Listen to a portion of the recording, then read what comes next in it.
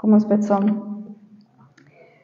Here Jesus, dankie dat ons vanoggend hierso ons stemme kan gebruik, Here, om U te kan loof en prys. Here, dankie dat ons kan weet, Here, dat U groot is, dat U God is, dat U so baie goed geskep het, Here, sodat ons U goedheid en U liefde kan sien. Maar so ek, Here, dat U met ons elkeen wil praat, deur alles wat rondom ons is. Here, dankie vir dit, en dankie dat ons vanoggend kan kom rustig word in die huis. En Here, ek vra dat U met ons elkeen sal praat vanoggend, Here, kom maak ons ore en ons harte oop. Here, kom help ons om te hoor. En dankie, Here, dat U langs ons sit en ons hand vat. Ek bid dit in U naam alleen. Amen. Ons tema vanoggend waar ons gaan praat is, hoor Jesus praat deur die geraas. Nou, ons is besig met 'n 3 weke reeks wat bietjie handel om die Here se stem beter te kan hoor, en ons het hierdie 3 punte wat ons dan nou juis oor gesels is, dan nou rus, hoor en leef. En ons het verlede week gekyk na wat beteken dit om te rus, en hoe belangrik dit vir ons geestelike lewe is. En vandag kyk ons nou 'n bietjie na hoor. Nou, in ons lewens vandag is daar 'n oorvloed geraas. 'n Oorvloed geraas in die sin van sosiale media wat die lewe eintlik oorgeneem het. Selfs ook die werkslading wat ons het om dan nou te voltooi, en so die negatiewe nuusberigte wat ons elke dag lees. Op sosiale media, in die nuus, in die koerante, oralste sien ons hierdie negatiewe nuusberigte. En dan selfs ook ons gedagtes wat eintlik oorlaai word met 'n mag om goed wat ons moet doen, goed wat ons moet onthou. So ons is konstant besig met goed. En ons sukkel gewoonlik dan nou met al hierdie besig wees om die Here se stem te hoor. Om te hoor of hy wel daar is, want baie keer voel dit asof hy net heeltemal verdwyn in die chaos en die besig wees wat ons dan nou self beleef. Maar tog ook kan ons met sekerheid sê dat die Here nog steeds daar is, al het ons hierdie chaos wat ons beleef, al is ons so magtig om goed wat gebeur, is hy nog steeds daar, al hoor ons hom nie noodwendig nie. Maar tog, baie mense sê dat wanneer ons so gejaagd is in sulke goed, moet ons die Bybel gaan lees, moet ons gaan rustig word in die woord, en dit is tog die waarheid. Maar tog sukkel ons baie keer om net tot daai rus te kom en die Bybel self te vat en te lees. Want ek meen, in die Ou Testamentiese tyd het hulle gesê, maar hulle moet by die tempel uitkom, nou sekere goed wat hulle moet doen om by die Here te kom en te gaan bid, en al die rituele wat hulle moet volg. Ons het gelukkig nie nodig om al daai tipe van goed te doen nie. Ons het nie nodig om offers te gaan bring of om deur ander mense te praat met die Here nie. Ons kan dit alles self doen. En dis juist wat die woord van die Here vir ons wil kom leer. Want eintlik die Bybel is geskryf in 'n spesifieke kultuur en 'n spesifieke konteks wat vir hulle gemaak is in daardie tyd, en ons konteks en kultuur vandag verskil van daai tyd se goed af. Maar nog steeds kan ons die Bybel vat, en die Bybel is nog steeds die waarheid, en ons kan hom lees met ons kultuur en met ons konteks wat ons vandag het. Want die Here wil nog steeds met ons praat. Hy wil iets met ons deel, al dink baie mense die Bybel is oudtyds. Al dink hulle die Bybel het nie iets om vir ons te sê nie, maar vandag wil die Here nog steeds met ons praat deur die woord. Nou vandag se teks spesifiek waarna ons gaan kyk, Psalm 85 vers 9 tot en met vers 14, praat dan juis oor hoe om te luister na die Here. Nou die van julle wat julle Bybels het, kan daarby oopmaak. Nou ek gaan uit die 2020 vertaling lees vanoggend. Dit sê daar, ek wil hoor wat God die Here sê, want hy praat oor vrede vir sy volk en sy getroue volgelinge. Hulle moet net nie terugdraai na dwaasheid nie. Sy verlossing is beslis naby die wat vir hom ontzag het, sodat sy heerlikheid in ons land 'n tuiste kan hê. Troue, liefde en waarheid ontmoet mekaar, geregtigheid en vrede omhels mekaar. Waarheid sal uit die aarde spruit, geregtigheid uit die hemel neerkyk. Daarby sal die Here gee wat goed is, en ons land sal sy opbrengs lewer. Geregtigheid gaan voor hom uit en baan vir sy voetstappe die weg. Ons lees net daai gedeelte. Nou baie keer wanneer ons so teksgedeelte lees, verstaan ons nie altyd wat die Here met ons wil deel nie. Partykeer maak dit nie sin nie en ons voel nie dat die teks iets vir ons wil kom sê nie. En baie ander kere dan lees ons dieselfde teks en dan is daar 'n sterk boodskap wat daar uitkom. Iets wat ons kan vat en ons eie maak. Maar om te luister na God se woord is soms nie maklik nie. Dit is soms 'n moeilike ding om te sê, maar die Here praat of eintlik hy raas met my in 'n sekere sin, want ek weet al seker goed wat ek verkeerd doen. Maar tog het ons nodig om die Bybel te lees uit verskillende hoeke uit om te verstaan wat die Here met ons wil deel, veral wanneer ons sukkel om sy stem te hoor. Nou die psalmskrywer hierso spesifiek is baie ernstig om te sê, maar ek wil God se stem hoor. Ek wil hoor wat die Here vir my sê, maar nie net vir my nie, vir die volk ook. Want hy skryf dit sodat die volk dit kan lees en kan hoor. Maar hy praat hierso dan nou spesifiek nie net van goed wat die Here net met praat oor mooi goed om te sê hoe lief hy vir die volk is of enigiets soos dit nie. Hy praat spesifiek oor die Here wat vrede bring, oor die liefde, die waarheid wat die Here vir ons gee, maar selfs ook geregtigheid. 'n Ding wat ons nie sommer altyd raak sien en wil praat nie, maar die Here praat juist daaroor. En deur dit is daar 'n boodskap wat ons moet hoor van hierdie gedeelte. Maar so in ons lewens is daar baie keer hindernisse wat ons keer om wel te hoor. Om te hoor van die liefde van die Here, om te hoor van sy geregtigheid, om te hoor van die vrede wat hy vir ons gee. Hierdie hindernisse wat ons blok, wat ons eintlik geestelik doof maak, dat ons die Here se stem kan hoor.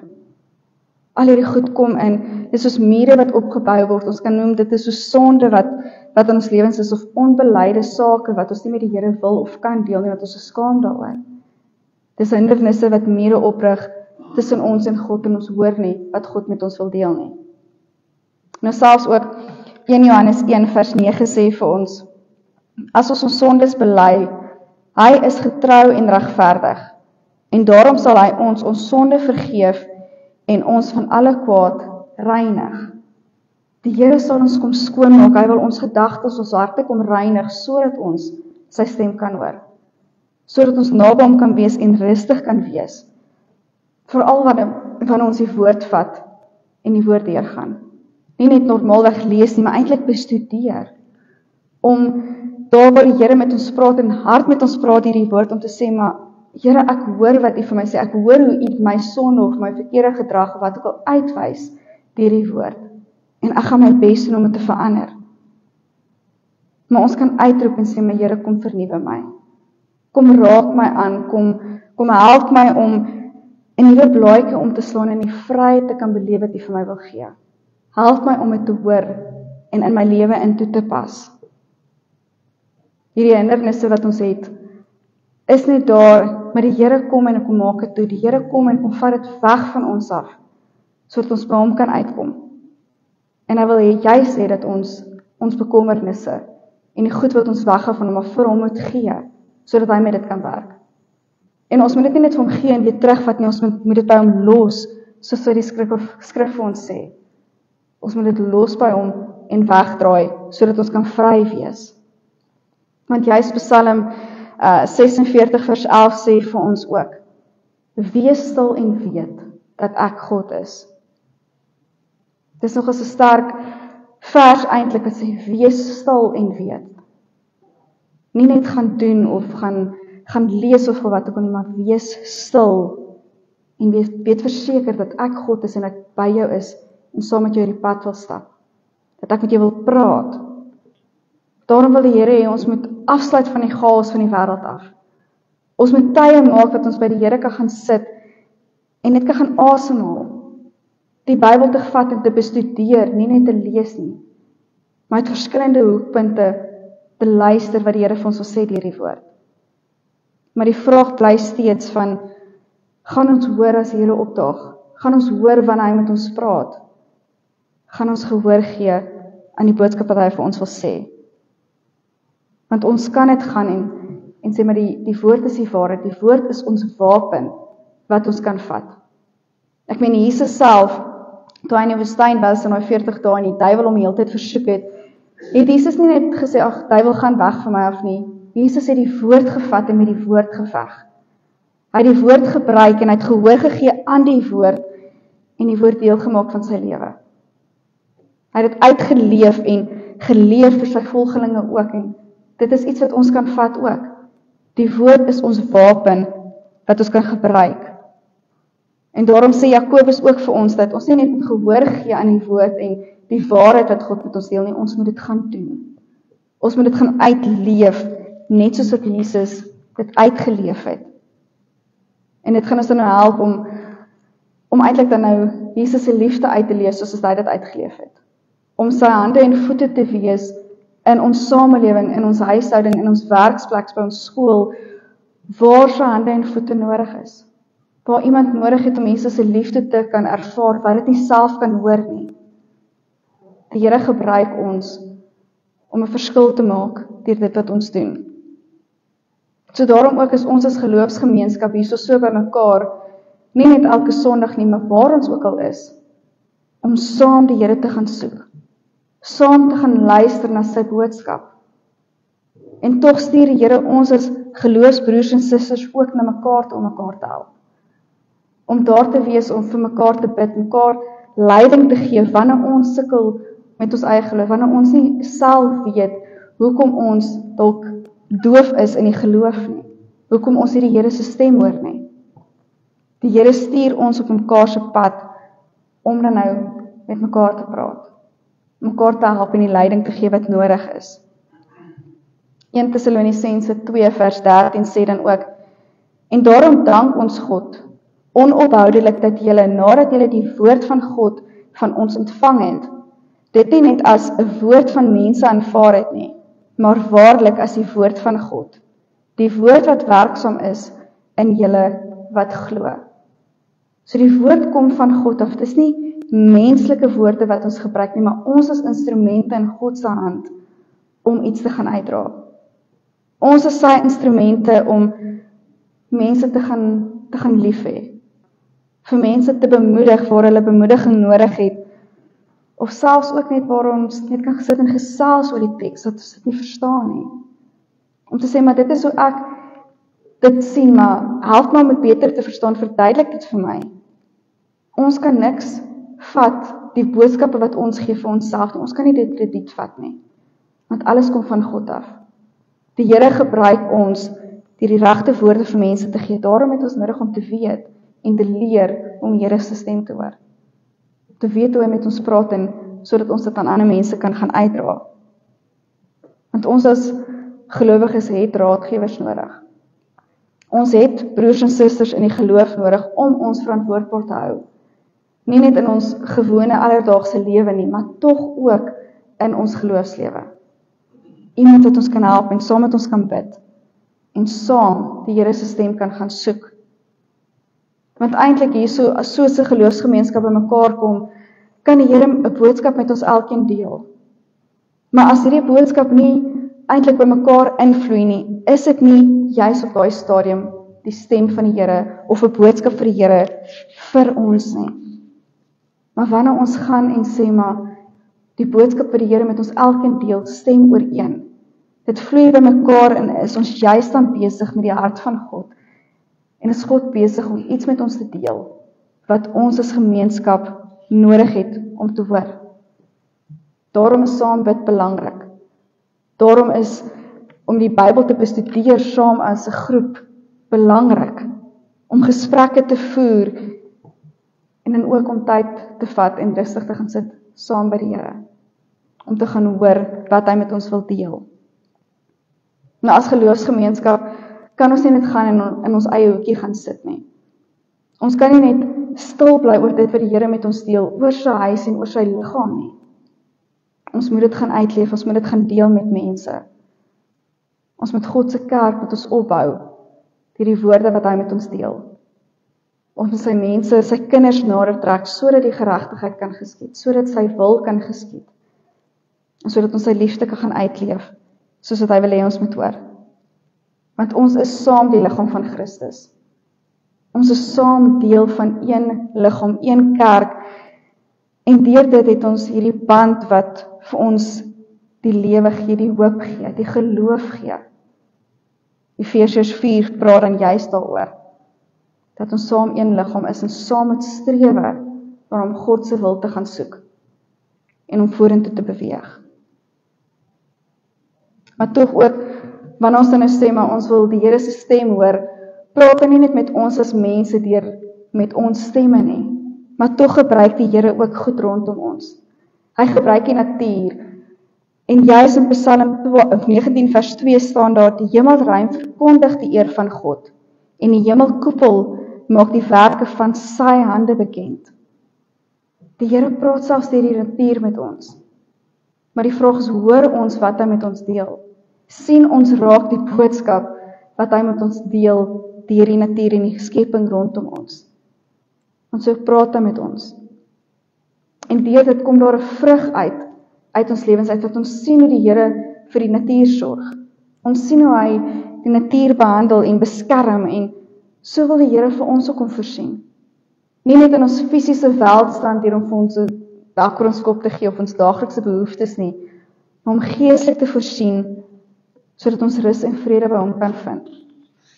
Mense, soos wat ons verlede week gekyk het na, ons liggaam het rus nodig om die stem van die Here te hoor, voorsien die Here vir ons deur ons hande werk ook, goed wat ons nodig het. Hy voorsien ons in ons daaglikse brood, sodat ons die wilskrag het om goed te gaan doen, om uit te gaan en 'n verskil te gaan maak. So is ons daaglikse programme ongelooflik besig. Al is daar soveel goed wat ons aandag verg, wil die Here nog steeds met ons daardeur praat. Ek meen, selfs in ons goed van finansies wat ons moet klop, of vergaderings wat ons moet bywoon, en ons moet rustig wees en kalm wees, en rustig praat met die mense wat in die vergadering is, of selfs die besluite wat ons moet neem. Groot besluite soos aftrede, of moet ons trek, of ons wat nog op skool is, wat gaan ons na skool doen? Dis groot besluite wat ons moet neem, maar in daardie goed is die Here ook. Kom praat die Here met ons en kom lei hy ons, sodat ons sy hart kan volg, dat ons sy wil kan doen, en kan uitgaan met sy plan.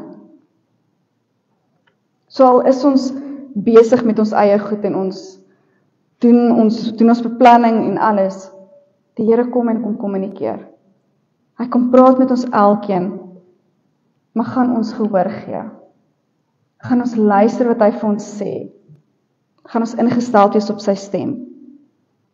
Daarom, terug by die woord, ons kan nie die woord een kant toe skuif nie. Die woord is ons riglyn wat ons gee. Die woord is die riglyn wat ons help om ons lewe in te rig.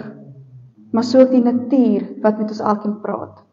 En ons as geloofsgemeenskap, ons as familie, is daar om met mekaar te lei en saam met mekaar te wees. Maar ons kan die Here dankie sê vir die stem, vir die boodskap wat hy met ons elkeen deel. Ons kan vir hom dankie sê dat hy ons nie los wanneer ons voel hy is nie daar nie, wanneer dit voel asof die chaos ons kom oorheers nie. Die Here stuur mense op ons pad, om vir ons te lei, om ons te help om die Here se hart te soek. En ons kan dankbaar wees vir daai enetjie. So maak nie saak hoe ver ons baie keer voel van die Here af nie. Maak nie saak of ons voel die Here se stem is stil en ons weet nie wat sy planne vorentoe is nie. Selfs al het ons dalk nie 'n behoefte op die soort om te sê, maar ons wil net by die Here kom sit en ons wil kom net die woord vat en lees, of ons sukkel om te bid. Die Here sit nog steeds saam met ons. Hy is langs ons, al het ons nie die behoefte om self nou met hom te praat nie. Hy gaan nog steeds praat in sy stil teenwoordigheid met ons elkeen. In sy stilte, kom gee hy sy liefde. Kom gee hy sy hand, kom gee hy sy beskerming en sy voorsiening vir ons elkeen. En ons kan net rustig wees, ons kan asemhaal by hom, en weet dat hy 'n boodskap het om met ons te deel. Dat hy met ons elkeen wil praat. Maar die groot ding is, gaan ons kies om eerder die chaos met dit besig te wees, of gaan ons kies om die rustigheid van die Here te beleef? Gaan ons kies om sy stem te hoor, al is dit stil? Gaan ons in sy teenwoordigheid sit, asem skep, en ons geestelike ore instel? Amen. Kom ons bid saam.